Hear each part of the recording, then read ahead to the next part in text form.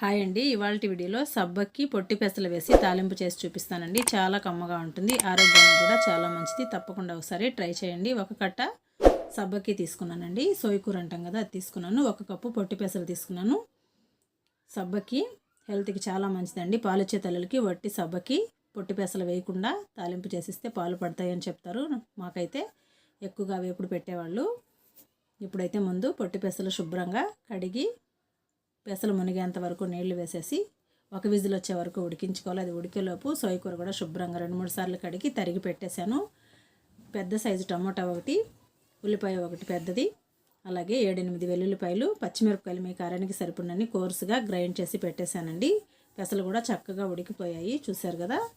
ఈ విధంగా ఉడికించుకుంటే సరిపోతుంది. ఇప్పుడు స్టవ్ వెలిగించి కడాయి పెట్టుకొని 1 టేబుల్ స్పూన్ ఆయిల్ వేసుకొని, ఆయిల్ వేడెక్కిన తర్వాత ఒట్టి జీలకర్ర మాత్రం వేసుకోవాలండి. ఈ వేపుడికి చాలా కమ్మగా ఉంటుంది. జీలకర్ర కొద్దిగా చిటపట్లాడిన తర్వాత ఉల్లిపాయ ముక్కలు, వెల్లుల్లిపాయలు వేసేసి ఒక రౌండ్ కలిపేసుకుందాము. వెల్లుల్లిపాయలు కొద్దిగా ఎక్కువగా వేస్తేనే చాలా బాగుంటుందండి. పెసలు వేయకుండా పాలిచ్చే తల్లులకి ఉల్లిపాయ, వెల్లుల్లిపాయ, సోయకూర వేసి తాలింపు చేసి పెడితే చాలా మంచిదండి. పాలు పడతాయి అంటారు పెద్దలు. ఇప్పుడు ఇందులో రుచికి సరిపడినంత ఉప్పు వేసేసుకుందాము. ఉప్పు వేసేసి ఒకసారి మొత్తము కలిపేసుకోవాలండి. ఉప్పు వేయడం వల్ల త్వరగా మగ్గిపోతుంది ఉల్లిపాయ. ఇప్పుడు ఇందులో 1/2 టేబుల్ స్పూన్ పసుపు కూడా వేసేసుకొని మొత్తం ఒకసారి కలిపేసుకోవాలి. మన వైపు అయితే సబ్బక్కిని సోయకూర అంటారండి. పసుపు వేసేసి ఒకసారి కలిపేసుకుందాము. కలుపుకున్న తర్వాత పెద్ద సైజు టమోటా సన్న ముక్కలుగా కట్ చేసి పెట్టుకున్నాం కదండి, అది కూడా వేసేసి మొత్తం ఒకసారి కలిపేసి 2-3 నిమిషాలు సన్న సెగపైన మగ్గించుకోవాలండి. ఇది కొద్దిగా మెత్తబడిన తర్వాత మనము సన్నగా కట్ చేసి పెట్టుకున్న సబ్బక్కి వేసేసుకోవాలి. టమోటా కూడా మగ్గిపోయిందండి, చూసారు కదా. మొత్తం ఒకసారి కలిపేసాను. ఇప్పుడు ఇందులో మనము కట్ చేసి పెట్టుకున్న సబ్బక్కి వేసేసుకుందాము.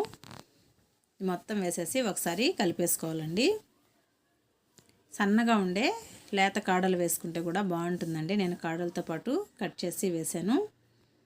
ఇది మొత్తం కలిపేసుకొని 2-3 నిమిషాలు మూత పెట్టి సన్న సెగపైన మగ్గించుకోవాలి. అప్పుడే మనకి రుచి అనేది చాలా బాగుంటుంది. ఈ విధంగా కలుపుకోవాలండి.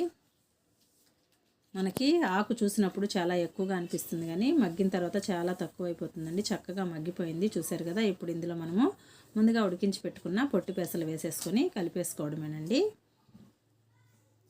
ఏ ఆకుకూర చేసుకున్నా ఏదో పెసలు కానీ లేదా పచ్చిశనగలు కానీ ఏదో ఒకటి వేసి చేసుకుంటే రుచి అనేది చాలా బాగుంటుంది. హెల్త్కి కూడా చాలా మంచిదండి. నీళ్లు లేకుండా మొత్తము వంచేసుకుంటేనే మనకి కూర అనేది పొడి పొడిగా వస్తుందండి. లేదంటే చాలా ముద్దైపోతుంది. పెసలు కూడా ఎక్కువగా ఉడికించుకోకూడదు. 1 విజిల్ పెట్టుకుంటే సరిపోతుంది. మీరు కుక్కర్లో వద్దు అనుకుంటే నార్మల్గా కూడా ఉడికించుకోవచ్చు.